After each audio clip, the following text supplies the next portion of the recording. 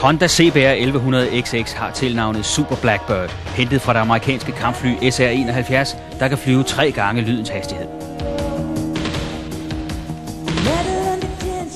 Hondas Blackbird skjuler sin 16-ventilede, 4-cylindrede, vandkølede rækkemotor på 1137 kubikcentimeter under den diskrete kåbe, som et bodybuilder, der skjuler de svulmende muskler under en løst hængende trøje.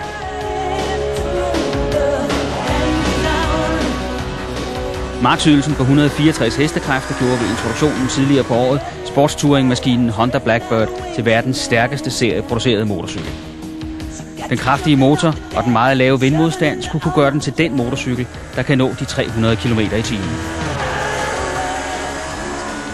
Køreklars reporter Chris Hummeltøj har sat sig for at undersøge, om det kan passe. Lige inden grænsen monteres et lille kamera op på tanken, og det indstilles, så det kan registrere speedometer og omdrejningstæller under testkørslen på den tyske autobahn.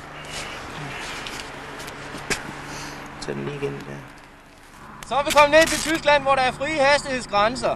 Og hernede kan man køre lige så tosset stærkt man vil.